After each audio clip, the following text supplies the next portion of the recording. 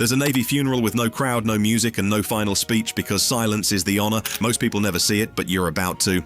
We'll go on deck as the crew halts non-essential work. The chaplain steps forward, the bell rings 3 times, and 6 sailors, dress blues, medals aligned, carry a flag-draped shroud to the edge. Then the captain gives no words, just a cue. The flag returns to the family. The ship carries on. Watch to understand how precision, not spectacle, preserves dignity when land is weeks away. Before we move on, please take a moment to subscribe to the channel and like the video. A warship sits 700 miles from shore when the duty phone rings. Medical rushes. The word travels faster than the wind across the deck. Someone is gone. Out here, there are no sirens from a city, no ambulance lights, no morgue on the next block. The clock on dignity starts now, and it doesn't wait for land. Ships can stay at sea for weeks. Schedules shift overnight, ports cancel, airlift gets grounded by weather or risk, naval cold storage is limited to a small morgue or a reefer set aside from food, and even that space can fill fast during long deployments. Sea state climbs, rolls, stack, and anything that requires a helicopter becomes a gamble. You can't pause an ocean while you wait for a pier. You work with what you have, in motion, because the ship never stops being a ship. That reality presses hard on the crew. A body may remain on board for days. People still stand watch, fix engines, and run drills, while grief sits behind every door. Sanitation rules drive temperature checks and inspections. Operational security still applies. Respect for the fallen and protection for the living share the same cramped hallways. So the question isn't whether the ship cares, it's how the ship proves it right now underway.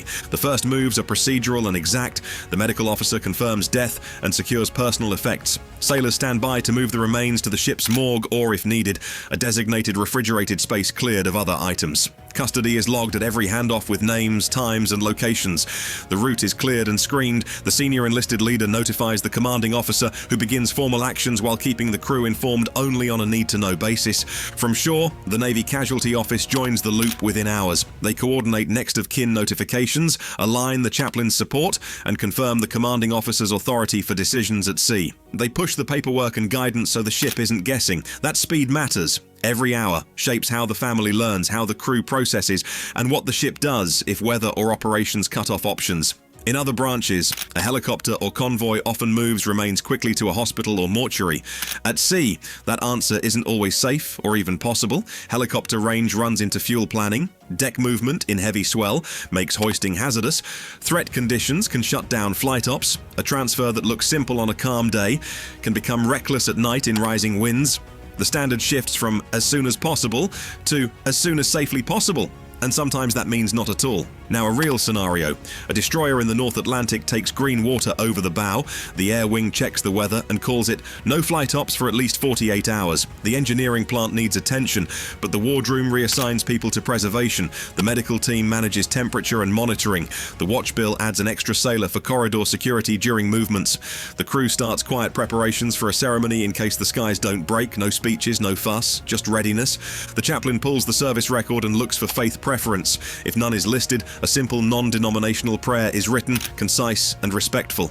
The boatswain's mate of the watch, who already tracks pipes and bells, gathers ceremonial gear and checks the lines, flag and shroud without drawing attention. He coordinates with deck division to clear the area when the time comes, so no one stumbles into something sacred without warning. Why not wait for land? Because waiting can mean weeks. The duty is now. The sea doesn't give extra time, so the Navy builds dignity into the next hour, not the next port. With the problem defined, the ship turns to precision. 7 steps that turn a steel deck into sacred ground. No speeches, no music, only steps. 7 of them. Miss one, and the honor fails. The link-up starts ashore. The Navy Casualty Office contacts the commanding officer and the chaplain with guidance and timelines, then stays on the circuit for every decision. The ship shifts tempo. Drills and maintenance pause or move. Key leaders step into ceremonial roles while the rest of the crew holds the line on watches. Orders get short and clean. Nothing extra, nothing missing. Step 1 is preparation.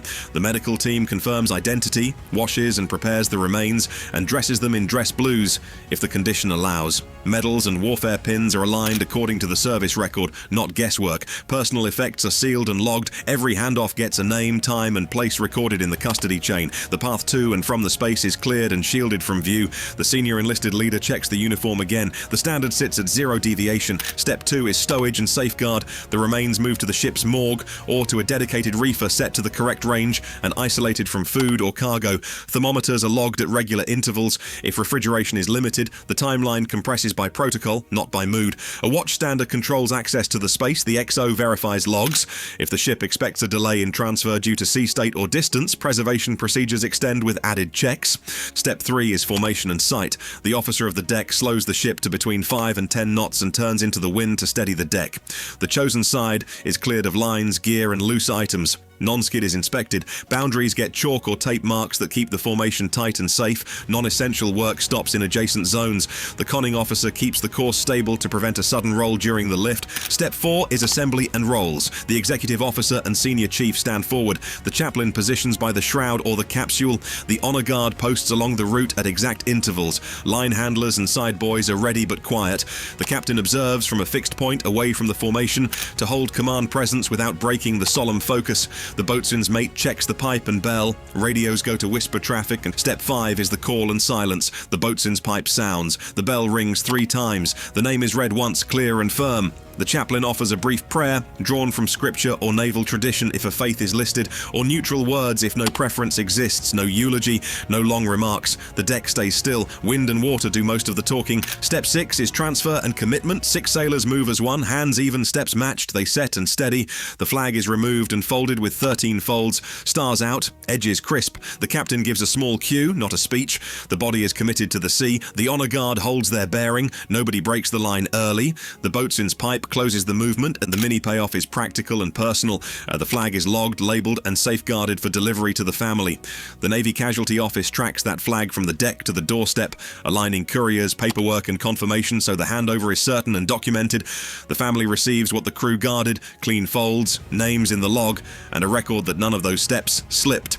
The ship holds its breath. The most powerful part isn't a word, it's what you don't hear. What stays with you isn't the bell or the fold, it's the quiet that follows when hundreds of tons of steel feel weightless because everyone holds still and lets the sea carry the meaning. That silence is the monument. It tells the crew what matters and what remains. If this changed how you see the Navy's oldest goodbye, drop a blue heart, share your thoughts on the silence, and subscribe to join the fleet for more stories. You mattered, you served, we remember, and then carry on.